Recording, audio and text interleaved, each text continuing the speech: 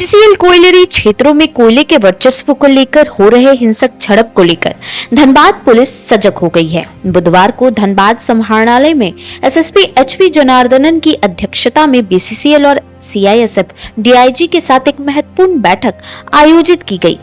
वहीं SSP HP Janardhanan ने पत्रकारों को बताया कि कोल सिटी धनबाद एक कोयला राजधानी है। कोयले के कारण बीसीसीएल आउटसोर्सिंग कंपनियां, सीआईएसएफ और पुलिस को कोई न कोई समस्याओं का सामना आए दिन करना पड़ता है। इसी को लेकर आज सभी स्टेक होल्डर्स के साथ बैठक आयोजित की गई है।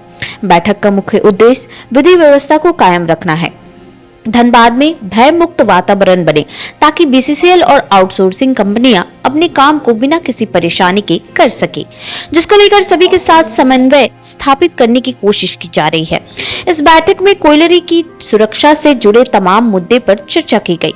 कोयला चोरी, रंगदारी समेत तमाम मामले में जिला पुलिस द्वारा सख्ती से कार्रवाई करने और कोयला चोरी पर रोक लगाने में सहयोग के लिए बीसीसीएल प्रबंधन की ओर से धनबाद एसएसपी एचपी जनार्दनन और उनकी पुलिस टीम के प्रति विशेष धन्यवाद आभार जताया गया। मौके पर एसएसपी एचपी जनार्दनन ने कहा कि कोयलरी क्षेत्र में समस्या के समाधान को लेकर सभी एसडीपीओ अपने अपने क्षेत्र में लगातार बैठक करते रहेंगे। वहीं विधि व्यवस्था को लेकर पुलिस सख्ती से असामाजिक तत्वों पर लगाम लगाएगी। पुलिस प्रशासन और बीसीसीएल प्रबंधन के साथ इस महत्वपूर्ण बैठक में एसएसपी एचपी जनार्दनन के अलावा बीसीसीएल के तकनीकी निदेशक संजय कुमार सिंह, सीआईएसएफ डीआईजी विनय काजला, सिटी एसपी अजीत कुमार, ग्रामीण एसपी कपिल चौधरी, डीएसपी विधि व्यवस्था दीपक कुमार, ट्रैफिक डीएसपी अरविंद सिंह के अलावा नरसा, संदरे, बागमारा एसडीपीओ, टुंडी डीएसपी, अन्य पुलिस कर्मी मौजूद रहे। आज धनबाद एक कोयला का राजधानी है। कोयला को लेके हमेशा यहाँ पे कुछ समस्याएं रहते हैं। आउटसोर्सिंग कंपनियां का कुछ समस्या रहती है, बीसीसीएल का कुछ समस्या रहती है, उसमें पुलिस का भी कुछ समस्या है, बीसीसीएल का है। ये सब का एक पहले सबके साथ एक सब स्टेक होल्डर के साथ आज एक मीटिंग यहाँ पे किया है। इसका मेन कारण यहाँ पे लॉ एंड ऑर्डर का स्थिति को ठीक रखने के लिए और धनबाद में एक सुचारू एनवायरनमेंट क्रिएट करने के लिए, जहाँ बीसीसीएल अपना काम, आउटसोर्सिंग कंपनी अपना काम अच्छा से करे, उसी को लेके एक कोऑर्डिनेशन का ज़रूरत था। कोऑर्डिनेशन के लिए आज यहाँ पे सबको बुलाया, सबका समस्याएं सुना, पुलिस के क्या क्या एजेंडा है लॉ एंड ऑर्डर को ठीक करने के लिए। हम लोगों का भी कुछ पॉइंट हम लोग बीसीसीएल और आउटसोर्सिंग वाला और सीएसएफ को हम लोग दे दिया, उन लोगों का भी समस्या सुना। ये इस बार हम पहली बार मीटिंग किया है। अभी इस टाइप का मीटिंग हम लोग बार बार करेंगे, थाना लेवल पे और एसडीपीओ लेवल पे भी इसे मीटिंग करेंगे। इसका मेन उद्देश्य है कि पिछले 2 महीने में कुछ आउटसोर्सिंग के जगह पर वर्चस्व को लेके कुछ लड़ाई हुआ था। इस लड़ाई को खत्म करना और धनबाद का विधि व्यवस्था को और बेहतर करने के लिए हम लोग आज ही मीटिंग मुख्यतः बेसिकली बीसीसीएल का और आउटसोर्सिंग कंपनियां का जो भी समस्या है, उन लोगों का एरिया स्पेसिफिक 12 एरिया का जीएम और 12 एरिया में काम करने वाला आउटसोर्सिंग कंपनी लोग आया हुआ था। उन लोगों का समस्या का हम लोग नोट डाउन किया है। स्पेसिफिक इन लोगों का कुछ समस्या है, कुछ सामूहिक समस्या है।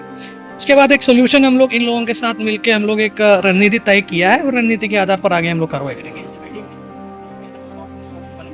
एक सीएसएफ का डीआईजी साहब भी आया हुआ था और डीटी जो संजय कुमार है वो भी इस मीटिंग में। आपके तरफ से क्या दिशा निर्देश दिया गया है?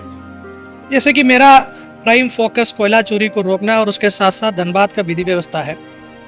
विगत दिन में जो 2-3 घटना घटा है, इसका कारण वर्चस्व को लेकर लड़ाई है। कुछ क्रिमिनल लोगों के द्वारा काम करने के आड़ पर बीसीसीएल के बहुत सारे आउटसोर्सिंग कंपनियां में नौकरी कर रहा है या कंपनियां का लाइसेंस का काम कर रहा है। ऐसे लोगों को चिन्हित करते हुए इन लोगों के बारे में रिपोर्ट करने के लिए लोगों को निर्देश दिया है। अगर किसी भी आउटसोर्सिंग कंपनी किसी भी क्रिमिनल का सपोर्ट अगर करेंगे, उसको मदद करेंगे या किसी रोड सेल के नाम पर अगर कोई क्रिमिनल अपना वर्चस्व के लिए किसी भी आउटसोर्सिंग के जगह पर अपना बदमाशी करेंगे, तो ऐसे लोगों को चिन्हित करते हुए रिपोर्ट देने का निर्देश अभी बीसीसीएल वाला को दे दिया है।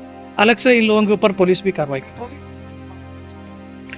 जैसे कि बीसीसीएल का कहना है कि कुछ जगह पर इन लोगों का पेट्रोलिंग बढ़ाने का ज़रूरत है, लेकिन पुलिस का काम पूरा धनबाद में पेट्रोलिंग करना है। बीसीसीएल का भी अगर अलग से पेट्रोलिंग करने का ज़रूरत है तो इन लोगों के पास सीएसएफ तो है ही है, सीएसएफ अपना पेट्रोलिंग करेंगे और उसको सपोर्ट करने के लिए, थोड़ा मदद करने के लिए हम लोगों का भी पेट्रोलिंग रहेगी। कुछ ऐसे लोगों को चिन्हित किया गया है जिनका नाम अभी हम लोग इलेक्शन के चलते और जो 2-3 घटना जो घटा है उसी के चलते ऑलमोस्ट 700-800 लोगों का लिस्ट हम लोग धनबाद का बनाया हुआ है, जो हैबिचुअल क्रिमिनल है और बहुत गंभीर क्रिमिनल केसेस में जेल में जा चुका है या नाम एफआईआर में आया है। ऐसे लोगों को हम लोग चिन्हित किया, इन लोगों के ऊपर हम लोग प्रिवेंटिव एक्शन भी कर रहे हैं और जिसके ऊपर 3 से अधिक केस है, ऐसे लोगों के ऊपर हम लोग सीसीए का भी प्रपोजल हम लोग तैयार कर रहे हैं। अभी आप लोग खुद देख रहा है, जहाँ भी कुछ लॉ एंड ऑर्डर इश्यू अभी हुआ है, हम लोग एफआईआर करके हम लोग अभी कड़क कार्रवाई की है, उसी के चलते अभी शांत है। अब ऐसे घटनाओं का पुनरावृत्ति ना हो, उसी के लेके भी हम लोग अभी पहल कर रहे हैं। और कुछ लोगों पर नामजद दर्ज हुआ है, उसमें टोटल 3 एफआईआर हुआ है। उसमें दोनों जो पक्ष अपने अपने खिलाफ जो लिख करके दिया है उस पर भी एफआईआर हुआ, उसके साथ साथ जो मजिस्ट्रेट जो हमारा वहाँ पे साथ में था, उस मजिस्ट्रेट के बयान पर भी हम लोग एफआईआर की। न्यूज एएनपी के लिए नितेश के साथ अंजलि चक्रवर्ती की रिपोर्ट।